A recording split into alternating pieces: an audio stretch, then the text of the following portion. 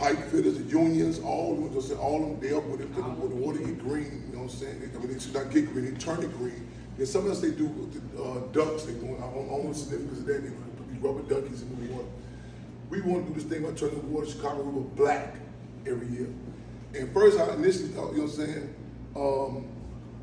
I was August 30th, so we did it yesterday, went down there, I was Googling, I said, what's a good location to meet up at Chicago River? So I'm Googling, whoa, it's a bridge, the Jean-Baptiste Point du Sable Bridge. Yeah. Jean-Baptiste Point du Sable, one of the first non-native, non-indigenous inhabitants. I'm real careful with that word discovered. I don't be, it was here. Yeah. I ain't come from that Columbus shit, you know what I'm saying? Right. So, who ironically, his wife, Catherine, was indigenous. He was a fur trader out of Peoria, Illinois, where Defense Captain Mark Clark hails from, who was assassinated with Chairman Fred. Also Richard Pryor, who was heavily impacted by the Black Panther Party. So, Jean-Baptiste Point du Sable, who don't get his due credit, it's a statue down there, but the bridge, I said, that's perfect. We go right there, you know what I'm saying, back and forth, and throw the charcoal down there. Once it's, make sure you don't, what's in the Chicago River? I was just about to say, you can't get no word. I said, okay, we'll get some organic charcoal, whatever. So we gonna further say we'll do August 30th. Lo and behold, I'm Googling stuff, so whoa, his birthday, Jean-Baptiste Point du Sable's birthday is August 28th. Can't make it up. I said, and every works in, so we want to do that every August 28th. Go right there, down there, that bridge, and turn the water black.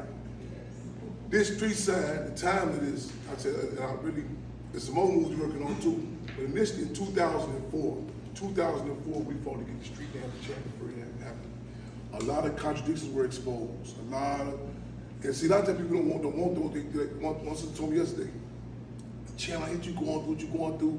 People trying to continue with the legacy. I said, no, we welcome contradictions. You get to know who you are and who other people are through contested conditions. I tell people, I'm not a masochist. I didn't look forward to going, I'm a former political prisoner for those who don't know. I didn't look forward to going to prison, you know what I'm saying? However, one of the best cellmates I ever met when I was locked up was Chairman Fred Hampton Jr. I watched me, I studied me under certain conditions. Okay, what you gonna do on this hunger strike? There's a guy who I love, he talks about it now. He said, man, I didn't understand the significance of hunger strike. He said, man, he said, when you called it, he said, you knew how they was gonna get out. I said, yeah. They came through, hey, when I said, give me 3 days of everybody, simultaneously, the whole joint. And one guy, I said, if you just don't talk to the police for one day, that'll be good, you know what I'm saying? So I lowered the bar for him. And then they came through, the grits, eggs, fish, people, man, what they doing? I said, that's all that come with this contested conditions. You know what I'm saying? He blew his wig. So we gotta expect contested conditions and welcome them to get a find out who we are. So 2004, it didn't pass, but there was Mayor Daley in office then, and it heightened some contradictions. People would say, damn, what's the big deal about this street sign? But it heightened some, the people said, damn, who is Chairman Fred? Who did they pick to try to co-opt it? All this is, you know what I'm saying, is important. Lo and behold, hey, here we are, 2025, over 20 years later. Hey, it was, I mean, the time, believe me, this is the perfect time. Because until we was up against a lot of stuff, you know what I'm saying, to try to contend with this day, you know what I'm saying? And so it poured up, again, all this, I always say, distinguish a war from a revolution. People had this misnomer, incorrect assessment of what a revolutionary is, you know? People like, man, it's tunnel vision, you know? And war was you have to respect the army. You suit up and you boot up, you get out. Revolution, you gain the massive participation of the mass of people. We have contradictions. We deal, you know, so how we deal with them is a different type of way, you know what I'm saying? So again, we honor the members of the Black Panther Party that came in from, man, Clint Fitzgerald from Baltimore, Brigadier Bomber Ziegler.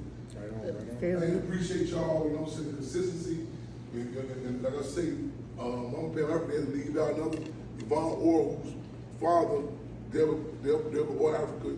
I don't know if y'all seen this picture. You can type in Move August 1978. With his hands like sprayed like this here. You know what I'm saying? That's her father. Now, I'm flashback when I'm talking about it. When he got out, we phone tagged. I was in New York, and hop on the bus to come meet you over there.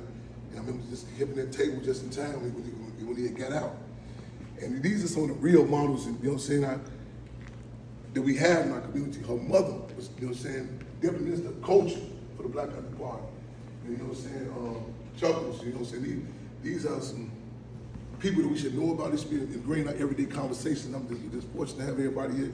All y'all here have played a role with me and our family, and our people in one way or another, to everything from last minute. Mama Dorothy needs some help. They gave me one-way ticket, help me out, blah, blah, so on and so forth. But again, we appreciate y'all, and without the people, revolution is impossible. You know what I'm saying? So, keep these. I encourage y'all, whatever you got going on, let us know. It's true for that about the community. Make sure also those who have not seen the Hampton House, at least go past the Hampton House. You know what I'm saying? Check it out, see what we got going on there, and tell people to support it. They go say thehamptonhouse.org. Click the donate button, cash out $, say the Hampton House. We got a community refrigerator out there. People 24 hours a day we feed people. Some of the different programs we get going on, but again, we honor. The garden. Or the garden, St. Hampton House, St. Hampton House Community Garden. Man, this was next door to the Hampton House. It was 9 overdoses before we got over there. Right there in the ground, we cleaned the area over there. You know what I'm saying? They gave us a legality, told us it was not zoned for refrigerator. You know what I'm saying? We don't move, our mind don't move that type of way. You see, it's food, there's people hungry, we got to serve them. So the food, St. Hampton House Community Garden, we on 11. We going through struggles back and forth with that, and we worked on the Inglewood. It's a constant battle. But that garden is like a corner, it's not up to what we go through. You know what I'm saying? Be attacked, like Tupac say, that roads that grew from concrete. You know, yeah. Still can feed the people though. You better believe it. Better believe it. So again, without y'all, it's impossible. So again, I try to throw it in there. I don't want you over the head too hard. So again, man, we got some entrepreneurs here. Some who be struggling with me like, champ, I love what you're doing. You gotta get some resources. You gotta sit down and get your breathing. And I keep telling people, I say, after the day, I'm going to sit down for a second. Everybody laughing like, no, you ain't gonna do it. And it's like I look at it like a habit. I might get to go to revolutionary rehab just to wean myself up this, but I'm going step by step. Quentin that just said out here, he told me, did you do this, you do that, you do that? I said, man, no, I said, no, I'm working on this speaking engagements more. I said, I'm weaning myself, you know what I'm saying? I'm working on I'm stepping down. But I'm telling you, it seemed like I was scared to sit down with me because this is the legacy. It'd be attacked, and I know what it done for me. And Stanley Tookie Williams, the co-founder of the Crips, we was at the funeral, it was a repast, and I remember saying, I said, Tookie Williams grew up in the climate like I grew up in, deprived of the Black Panther Party. And a lot of times in our community, the only options given to you is to become a Boy Scout or a banker. Yeah. A Boy Scout or a banker. You're only either suit up and boot up for corporate America, literally, or suit up and boot up for corporate America on the streets. And I remember this one sister, she used to be with us years back. She's from Haiti. And she lived out east, and these guys just took over their house. They was hustling their porch. They was getting down on the porch. And she called me, I went over there, and her father was, I told them they go inside for a minute.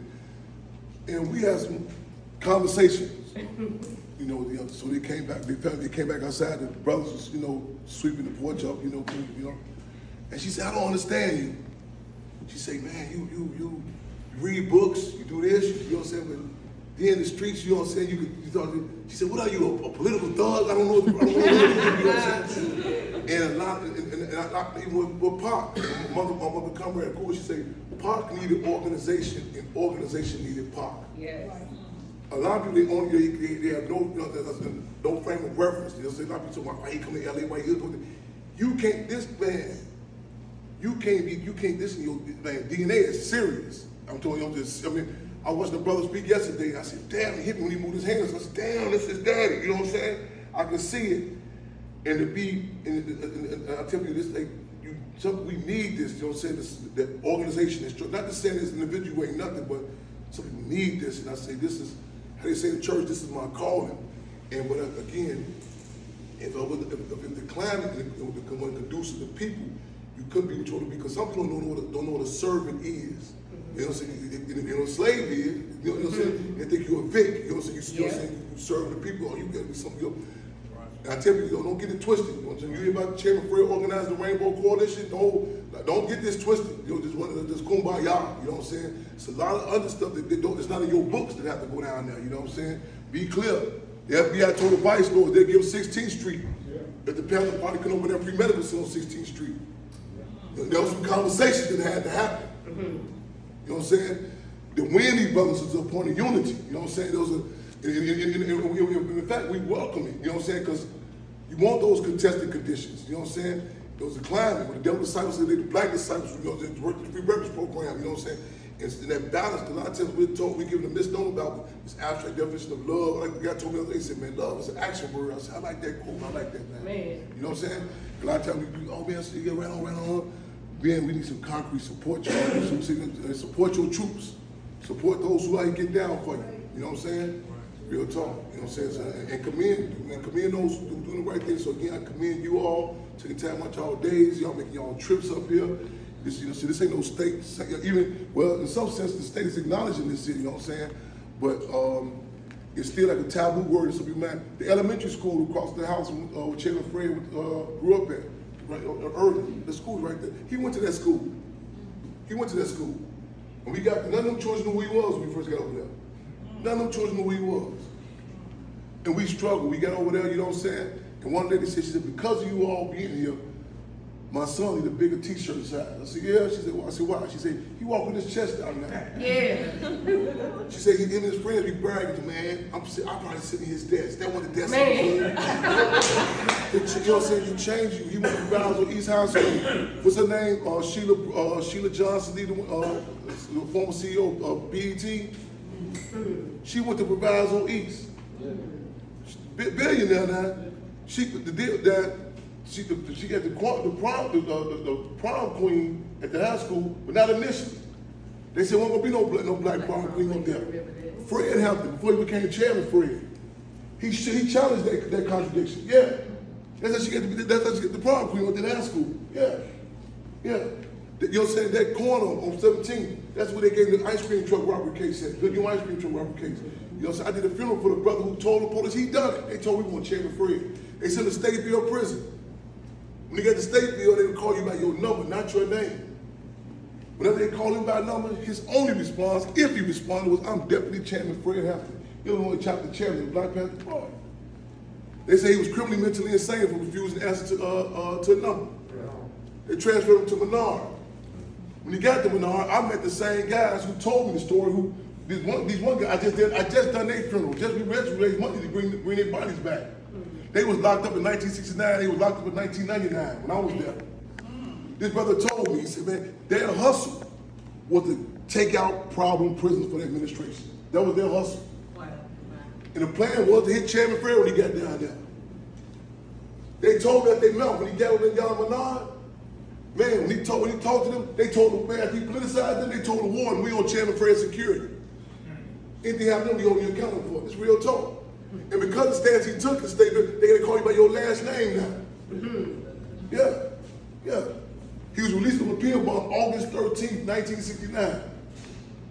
But be clear, they will try. You gotta make sure you tighten your political muscle up, that you can be distinguished live from Memorex, that you can recognize different details, everything from these different pictures. I be a lot of graphic artists, they hate them on me. This dude here, man, he be just tripping over details. That mural on Madison, California, we made sure the man, he had to face a certain way, not downtown. He had to face the people, the masses. You know what I'm saying? The type, the old school call we get in front of the Hampton House. The brother, he told the other day, he said, man, Chairman see me do the blues with this. When he doing the colors, I said, Panther Blue. And he couldn't hear me. I knew he couldn't hear me because he come up in a city where blue is a certain, you know what I'm saying? Like the street tribes, the street organizations in the past, they use colors, how your vision start. I knew he couldn't hear me. I said, Panther Blue. And you know what I'm saying? He couldn't hear me. I got you. And when he done the other blue, I came, I said, I told you, I knew you was going to do this disciple blue because it's in your mind. Right. I said, that redo it. That redo it. It's on you, man. The light blue. This is what I'm saying? And a lot of times it's hard to talk about this because you can't tell, man, You can't tell a smart motherfucker nothing. A lot of people tell me, I know about the Panthers, I read this book. I said, you really showing me how much misinformation you got. The FBI admitted, they said over 72% about the Black Panther Party, they stopped putting it out. Right. They rewrote it. On that movie set, I was going through battle fatigue. And then they'll tell you, they like standing on me. Oh no, this. I said, no. The scene when the sisters inside the headquarters and the police come through shooting, at first she come out blam, blam, blazing. And the whole set like, oh, great. I said, no, cut. I said, everything for them ladies with them baby carriages walking. The Panther Party, they took that into account. The police, I said, they got to shoot first. The first name of the Black Panther Party was the Black Panther Party for Self-Defense. This narrative that we on this rah-rah, get down, no, that's not this. Don't get me wrong, you got some rah-rah reaction there, motherfucker, that was in it. Right. But the party line was to serve the people. Don't get it twisted, we will defend ourselves. However, but we get up in the morning, how we gonna plan? How we gonna feed these children? How we get this medical center rolling? You want to get on the road like you kill some police? You know what I'm saying? We will defend ourselves. You did? We did the man. And that narrative has to be, you know what I'm saying, struggling to put in its correct context. And we got to do it in our poetry, our terms. You know what I'm saying? Y'all hear me still throwing these titles and stuff out. It's not ego tripping. It's struggling to get you to embody, recognize that you're worthy of a structure, an organization, accountability, checks and balances. You know, I can't do this. You know what I'm saying? One scene, there was a situation happened this past July 26th. We had to deal with some contradictions. And you go back and look at it, you watch everything how I move and don't move. I wait till everybody through speaking. That's intentional. I know how to see the deal is to protect the entity, but still deal with contradictions. On the movie set initially, William O'Neill, one of the agent provocateurs that they put in the Black Panther Party, who they took out right down the street. Yeah, he had 2 gas stations in Maywood. Him and some others. Now, in the movie, at first, in the political education part, the sister gets up and put her foot in his rectum, in his ass, and push him down. I said, it's a no-go. He said, damn, Chairman, this the snitch. You tripping about him? I said, no, I'm tripping about him. I'm tripping about the legacy of the Black Panther Party. You know what I'm saying? Right. You can't tap into my emotions or subjectivity. You know what I'm saying? You know what I'm saying? Because the institution got to still be here after we gone. That, you know what I'm saying? Mistakes and all. I said, no, that's not how they deal with those contradictions. That's not how we deal with it. You know what I'm saying? Because they'll pull you as an individual and they'll use you to destroy something. I'll bite my tongue at certain points for the bigger issue. You know what I'm saying? I look at situations in life, I say, man, does it benefit, some make it benefit you.